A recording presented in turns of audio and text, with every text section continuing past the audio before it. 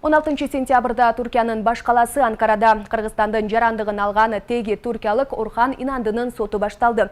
Бул тууралуу мамлекеттик Анадолу маалымат агенттиги билдирди. Инандынын ишин Анкара шаарынын жогорку соту карап жатат. Айыпталуучу видеоконференция аркылуу өзү жаткан түрмөдөн катышканы жазылат. Колу 3 жерден сынгандыктан сотко толук даярдана албаганын билдирген Инанды ден соолугуна байланыштуу көйгөйлөр чечилгенге чейин кошумча убакыт сураган. Ошондой эле сотто ал Кыргызстандын жараны экенин жана Түркиянын жарандыгынан баш тартууга арыз бергенин айтып, аны кылмыш жоопкерчилигине тартууга эч кандай негиз жок экенин билдирген. Сот Инандыны камакта калтыруу боюнча чечим чыгарып, анын коргонууга даярдануу үчүн убакыт сураганын эске алуу менен отурумду 23 ноябрга жылдырды. Сапат билим берүү мекемелеринин негиздөөчүсү Орхан Инанды 1 июнга караган түнү жоголгон. 5 июлда Түркиянын президенти Реджеп Тайип Эрдоган атайын кызматтар аны Анкарага алып келгенин айткан. Кыргыз Республикасынын президенти Садыр Жапаров бүгүн 17 сентябрда Шанхай кызматташтык уюмуна мүчө мамлекет башчыларынын кеңешинин отурумуна катышуу үчүн Душанбе шаарына келди. Аны Тажикстан Республикасынын президенти Эмомали Рахмон тосуп алды. Андан соң алар уюмдун алкагындагы кызматташтыктын актуалдуу маселелерин жыйындар залына кирип талкуулашты. Жааматтык коопсуздук кеңешинин уюму жана Шанхай кызматташтык уюмунун саммитинде кандай маселелер көтөрүлдү? Өлкө башчысы эмнелерге басым жасады? Кыргызстан Оганстандагы абалда кандай позицияны карманат? Кененирээк кесиптешим Ильяс Анарбайұлы айтып берет. Президент Садыр Жапаров бүгүн 17 сентябрда Шанхай кызматташтык уюмуна мүчө мамлекет башчыларынын кеңешинин отурумуна катышуу үчүн Душанбе шаарындагы Кохи Навруз комплексине келди. Жапаровду Тажикстандын президенти Эмомали Рахмон тосуп алды. Уюмга мүчө өлкөлөрдүн башчылары кызматташтыктын актуалдуу маселелерин толуктоо үчүн жыйындар залына чогулушту. ШКУ саммитине бирикмеге мүчө мамлекеттердин башчылары катышат. Кыргызстан, Индия, Казакстан, Пакистан, Россия, Тажикстан жана Өзбекстан. Ошондой эле байкоочу макамы бар 4 мамлекеттин лидерлери көз салат.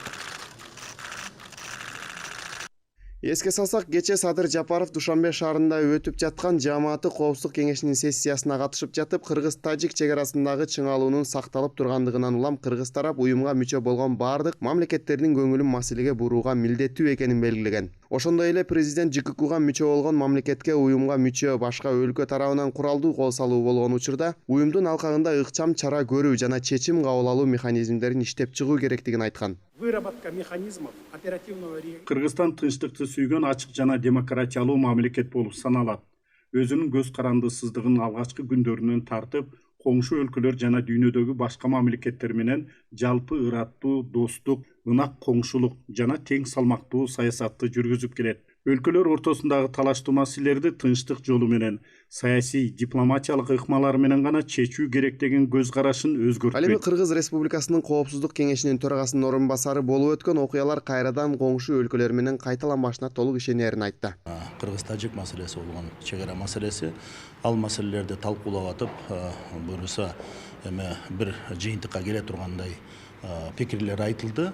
Уадалар айтылды. Мындан ары Кокустандагы суроолор пайда боло турган болсо, курал колдонбой бул маселени отуруп чече турганга келишти. Андан кийин бул ОДКБ уюмдагы башка мамлекеттердагы мындай уадасын берип, биз дагы колдойбуз деп да, бул маселе өзүбүздүн арабызда албетте тынчтык жол менен гана чечилсин деген пикирлерге келип айтылды.